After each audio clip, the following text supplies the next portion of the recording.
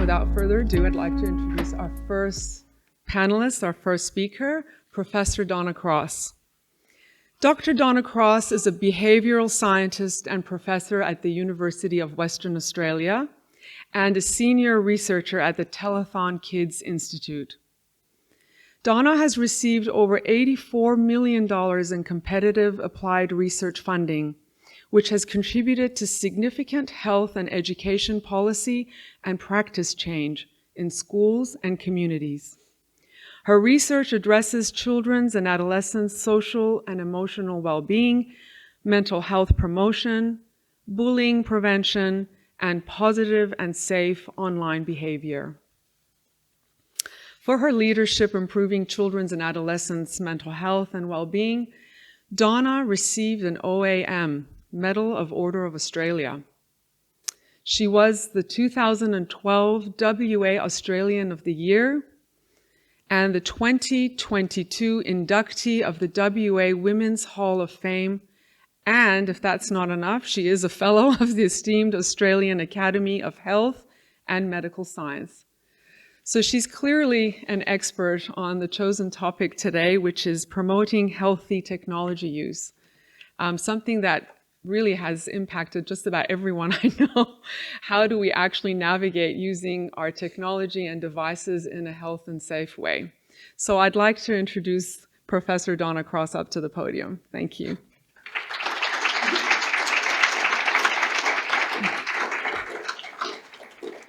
Thanks very much, Dina, and thank you very much, everyone, for coming today. I'd also like to acknowledge the traditional owners of the lands that we're meeting on, the Noongar Whadjuk people, and pay my respects to elders past, present and emerging, and acknowledge their wisdom in a lot of the work that we are doing. So my job today in 10 to 15 minutes is to summarise probably the last 30 years of work that our team has done, but putting it into bite-sized pieces that are meaningful, particularly around technology use. And I think a lot of people have thought about the mental health issues that young people are experiencing as being caused by the uses of technology and the increases in rates of depression and anxiety and other mental health conditions in recent years has largely been attributed to technology. So I'd like to say as an opener, because in case you go to sleep in my 10 minutes, that in fact there is some correlation and some causation, but I don't think we can blame, and certainly our evidence and the evidence that's collected around the world is we can't just blame technology. And in fact, technology has been doing some really good things for our children as well. So I hope that in my 10 minutes this morning that I'd love to capture what's the wonderful aspects of technology and how do we parent and how do we look after our friends as young people to help them use technology wisely and sensibly, while at the same time protecting, sort of minimising harm from the ways that they use it. And I think it's particularly poignant when you think about what Dina had said when we look at the data. Now, half of all lifetime mental health problems happen before the age of 14. So first instance, if you are going to develop a mental health problem over your life, half of the people who will develop it over their life will have their first episode before the age of 14. And 75% of people who will experience it over their life will experience it before the age of 25. So it's a young person's disease in a sense. If you think of it in a chronic sense, of course, it's over the lifetime.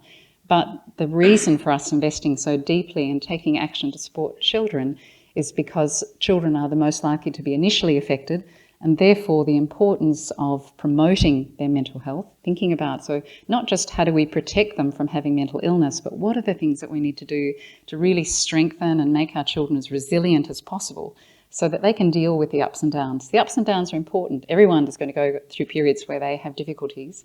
It's how well we pull out of them that's so important. And I was having a conversation before we started this morning, around parenting and how do we deal with parenting. And really parenting is about scaffolding, that we put scaffolding around our children. We let them experience a fall. We don't let them fall to the ground, but we let them feel it, and then we help them to help themselves to rebuild that. And I think that's probably the most important thing that we could be doing as parents, is showing our kids how to deal with the stuff that they're dealing with, and for kids to be helping each other to do the same. So when I talk about online environments, in a way I'm showing my age already, because for kids, technology is their life. There isn't online and offline. It is their life. So already, if I use that terminology, I can see young people in the front row, they go, yeah, it's because you're old.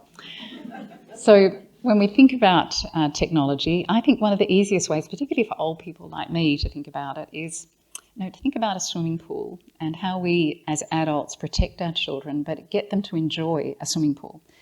And if you think about technology as a swimming pool for a moment, if we were wanting our children to be good swimmers, we don't just stop them from swimming or spending time in a pool until they're 14 or 16 and then letting them have the pool full on. And to some extent, that's what we do with technology. We kind of stop them from using it, and then suddenly when they hit a golden age, or because there's just so much pressure because all the other kids are using it, we then allow them to have technology. To help our kids to swim, I know I had my children doing baby lessons, not long after they were born. We were in the pool and we were having fun together. And of course, as a young child, I would never leave my child in the pool on their own or unsupervised. Similarly with technology. Of course they can have access to technology at a young age. It's beautiful to read a story that's animated, much better than a single dimension that you get in a book.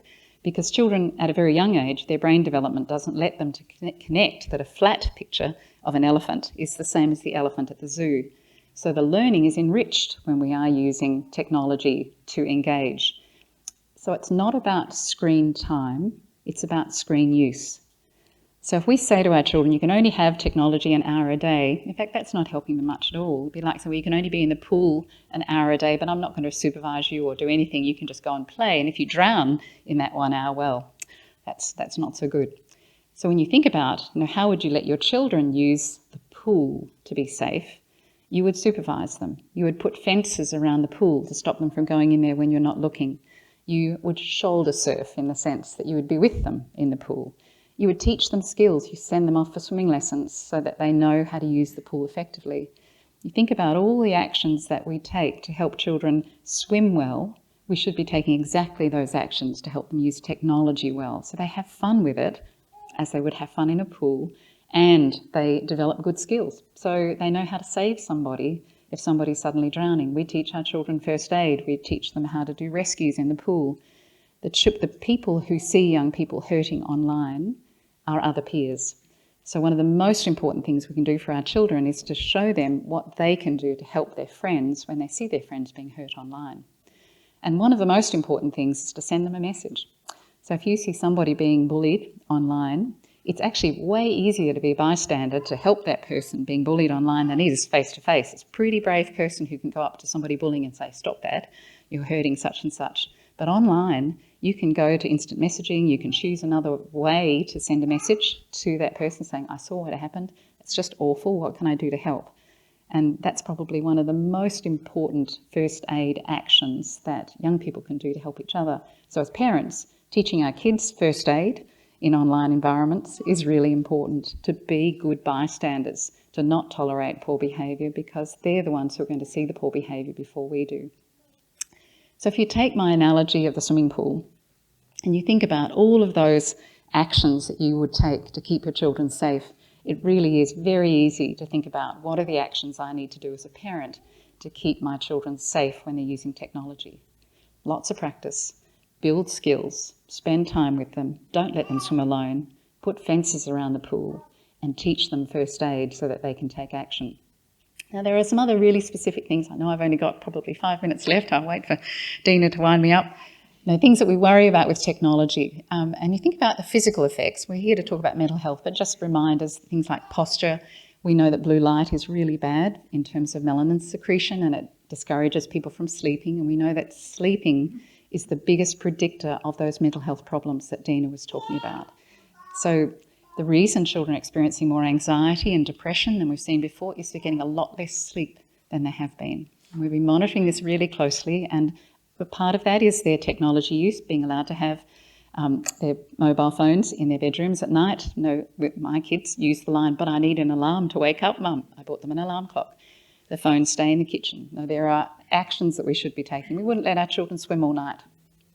We don't let children use that technology all night. So really clear rules. Tech-free places and tech-free zones. So thinking of times during the day when we don't allow technology to be used, and places in our home where we don't allow technology to be used. So you might think places, obviously at the table would be, in my family, they're our rules. There's no technology at the table. You'll have your own rules about the places that you allow it, but being really clear boundaries, as you would when your children can go and swim in the pool. So I have 10 tips to finish with, because there's so much I want to tell you, but I won't be able to get into them in detail. So the 10 tips that I thought, because Dina said just try and summarise it really neatly if you can. The first tip I think is so important is that we need to learn with our children. Our children are really good at technology, and a lot of the times what we do is put up barriers to stop them from being good at it. We should be sitting with them, let them teach us, because they know buckets. They might not always know how to use it safely, but learning as they find something new that they want to do online, maybe it's something as scary as Fortnite, or even worse, Omegle, or something that's really not a good place for children to be. Whatever it is that they would like to try, you need to go there with them. Just like they want to go and swim in a new place, you would go there with them to see what the hazards are and sit with them. And the most important question we would ask them is, where would you go for help if something happened in this site? And if they can't show you, then both of you go and find where that is so that they know how to use that safely. Second tip is learn about privacy settings on your children's phone. For example, geotagging is something that every parent should turn off on their children's phone. Most kids don't use their phones to find their way around. We do, using maps. But geotagging puts the address on every photograph that they take, for example. So even though you might have talked to your children about never putting your name ever on sites, don't put your address, don't use your mobile phone and so on, if they're taking a photograph of their cat in the kitchen and post it, this is my cat in the kitchen, the geotagging will give the address of your home. So geotagging must be turned off as soon as possible. It's in settings, it's really easy to find. If you can't find it, talk to me afterwards, I'll show you how to do it. But Dr. Google is brilliant. Just say, how do I turn off geotagging? And it'll tell you, whatever phone you're using, how that works. We need to be really clear about our boundaries and establishing really clear boundaries. We talk about family agreements. Let your kids go and sit and talk about the things that they think are really important about how they use their technology. You think about things that are really important about how you think your children should use technology, and you put those two things together and come up with an agreement together. That agreement goes on the fridge about when phones can be used, what are the consequences if those rules are broken, that agreed consequences between the two of you, and you'll be fine. Quick story, my daughter wanted a phone at age 14. Mind you, she'd asked a lot before that. She told me that she was the only person in Australia at age 14 who didn't have a phone because of where her mother worked. So not much guilt there. And so anyway, we said, right, if you would like a mobile phone, you write the rules that you would like to see with that mobile phone. I'll write the rules about what I think and Dad thinks about the mobile phone use. Well, she came with her rules, and her rules were way harder than mine. I just went, yep, they'll do, on the fridge. Sorry, kids. You'll work out a way around that. Google alerts for your kids' names, your mobile phone and your address. Set up a permanent Google alert. Some people do it just to find out when their name is being used in the media. It's a great way to find out if someone's misusing your children's name in the media, or if suddenly your children's name is being featured. Really easy to set up, and you can put other alerts in place. Google's the most obvious one to do that. Again, really helpful. I promise there's only 4 more and I'm done. I've already talked about shoulder surfing, that when your children are online, staying close, turn screens so you can see screens towards the house. If you've got a computer, it should be in everyone's view. Watch for your kids when they're hitting keys really heavily. They're angry. Something's going on online. Help them. Watch that as you would if they were not happy leaving a pool. Teach them to be positive bystanders. Set profiles to private. Know that every time you get factory updates, all of your settings will drop back to factory settings. So when you might go in and make things private, often unknowingly you'll see an update coming through. Yes, I want the update, but not realise that every one of your settings has gone back to factory settings, so you have to reset them. That's really important because, of course, if it's free, you're not the customer, you're the product. They want it to gather your information, so their updates will do this every time. 2 things left. Use your passwords like toothbrushes. What do I mean by that? Well, if you loaned your toothbrush to someone, I hope you would never use it again. Same with passwords. The minute somebody knows your password, you must change it. Passwords are the way that young people are hurting other people more than anything, because particularly girls, when they have really great friendships, they'll often share lots of stuff, but they'll also share their passwords as part of their growing intimacy.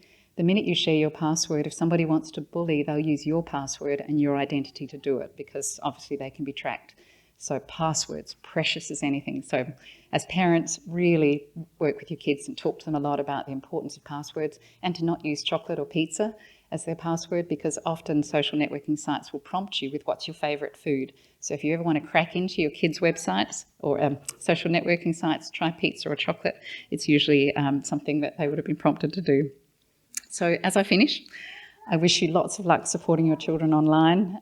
It really isn't as complicated as we think we are, even though we're old and we've grown up without much of this. Our kids are amazing. They're great partners in this. It's not about us dictating, it's about working together and coming up with really common ground that keeps everyone happy.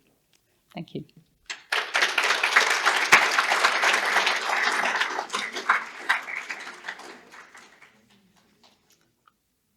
This question's for you, Donna. So one of the features about the pandemic period that was very unusual was, and less so in WA, but everywhere else on the planet, was the extreme isolation that occurred. You know, people not interacting. In some cases, I think it was even worse for people who didn't live with a family or who didn't live with roommates, where they lived on their own. And that happened for such a long period of time.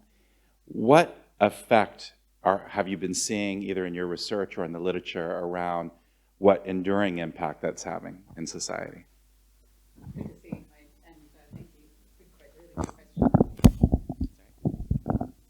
Very good question. Thanks very much, Dwayne. If I could start from a young age and work up, I promise I won't make it a long answer because I need to keep it tight. But the greatest effect we're seeing is certainly in very young children. When you think about the importance of socialising and interacting with people, it's probably one of the most critical early years skills that a child needs. So spending time looking at faces, being able to read faces, multiple age groups that spending time with. You know, a child who was maybe one at the start of the pandemic, you know, spent two-thirds of their life, perhaps, not having those interactions with adults that are critical. So we're already seeing a lag in social development in children. They will catch up. Neuroplasticity is a wonderful thing. Children get lots of exposure, but we'll need very deliberate attempts, what we would call social architecture, where we're bringing children to spend lots of time with other children and other adults, adults spending much more time with children, a lot of face-to-face contact in real time, not through technology, or if using technology with images, talking to grandma or grandpa, seeing faces, not just listening, is being absolutely critical. As we move along the life course and we look at children in school, we know that in particular children who are disadvantaged were significantly affected. You know, the developmental lag that we see in children who experience disadvantage. So I'm talking about perhaps children who are economically disadvantaged, but also children who might be physically or through some disability disadvantaged, because during the homeschooling that they achieved, they weren't getting the intensive support, maybe the educational aide who was there to make sure that those children were getting that extra support that they needed. Everybody was getting a vanilla education because that was as best as schools could cope with at the time. And that vanilla education means, I think there's anything wrong with vanilla, but it means that children who had extra needs were not getting those needs. So again, we're seeing that lag that's occurring.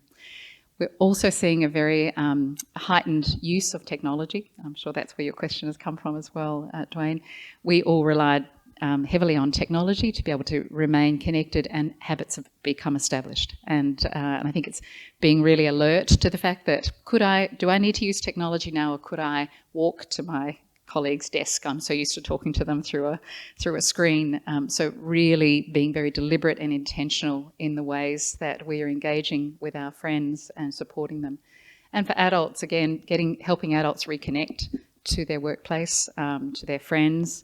You know, we've, ABS has previously, prior to the pandemic, told us that we're spending 20% less time with other humans because of technology. And I think we need to be incredibly mindful of how critical it is, you know, to use Luke's wonderful quotes within there about we need to belong, but we need to physically belong. We must deliberately, social architecture, I used that dreadful term before, arrange play dates, make sure that our children are spending time with other children, other adults, it's really important for kids to spend time with adults as well as children exactly the same age as them. They need other age groups as well. So many things we need to be watching, but particularly social development of children and social connection and opportunities for adults as well. That was too long, wasn't it? Sorry. No. Hi, hey guys. Thank you so much for the discussion talk. Very insightful, very eye-opening. I just wanted to ask, because of the changing mental health climate, maybe over the past 50 years, like I just wanted to ask, like around that context, maybe what's causing, like because we talked on toxic masculinity, not being able to open up and things like that. What's, for both men and women, what are some, I guess, factors, well, that could include technology as well, causing these differences in rates of suicide? My question is really long-winded, but like, what are some trends or like factors that are causing these trends? Yeah.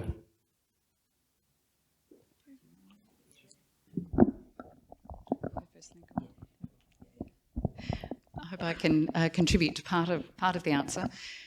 There have been studies, as you can imagine, longitudinal studies, which are the best studies to look at causality. You watch over time to see of those people who do really well, why, what predicted that pathway, and of people who are not travelling quite so well, what was predicting, what does that trajectory look like? And I think as researchers and practitioners, our job is to push children off that negative trajectory and over their life course to see how we can help. So those windows, what are the biggest predictors of a terrible outcome like suicide? And similarly, what are the biggest windows that tell us what are the best things we can do for our children so that they don't get onto that trajectory? So these longitudinal studies are extraordinary, and 3 of the factors that are considered really critical to not get to an outcome like suicide. I'll come back to your question about cause in a moment, but just how do we help? First up is emotional regulation. Perhaps we haven't been good at regulating our emotions historically. So it's not the primary cause for the change that we see now, but it's one of the most important protective factors.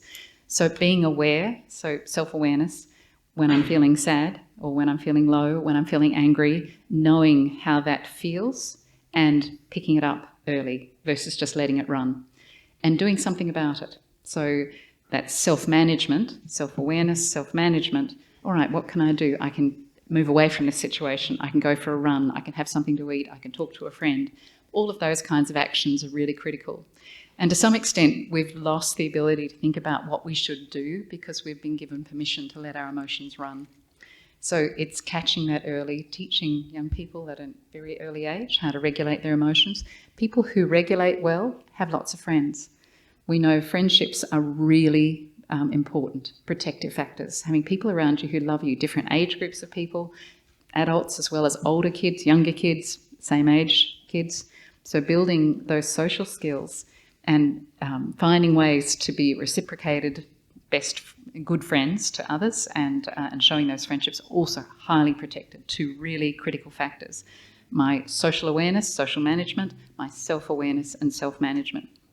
For children who are on that trajectory, and young adults and adults are on the trajectory of a very terrible outcome, as we discussed this morning for suicide, many of those young people have not had good supports when they were younger, perhaps grew up in a home where they didn't have love around them and support around them. That's not all children, of course. That's just a very significant predictor, a really tough start in life, what we would call ACEs, adverse childhood experiences, poverty, neglect, lack of love, those kinds of outcomes, which actually affect you physically as well as the psychological effects. But over time, when we look at a child who does have a good start to life, but their mental health declines, one of the biggest issues, and I was talking about this with Luke earlier today, is how they're taught to deal with anxiety and depression. To some extent, because we have smaller families now, we have more intensive support around our children, we have become a society who rescues. So every time somebody is feeling a difficulty, I'm a parent and I have more guilt than anyone in the room because I've done it even though that I shouldn't. That when my daughter is feeling anxious, I want to just rescue her. I want to fix it. I want to take away the situation that is contributing to it. But by doing that, I'm not teaching her anything. What I need her to do is to feel it. I'm there with scaffold, to support and to help and to take each of those steps, but I'm helping her to deal with it versus taking away what it is that's causing it. So as a society, there are many factors that predict that trajectory to suicide, but one of the most important things that we can be doing is to help our kids face stuff. So versus learned helplessness, which is what we've done, we've kind of taught people to be helpless, be victims, look for somebody to help fix them all the time, which is still important to look for others, but also there's things I can do. I'm the boss of me. I've got control. There are things I can do, and so learning what those are and recognising them and taking action and feeling powerful in my self-control is probably one of the most important things, with lovely, caring people around you who are keeping you standing up so that you can deal with that. So you are learning helpfulness versus learning helplessness.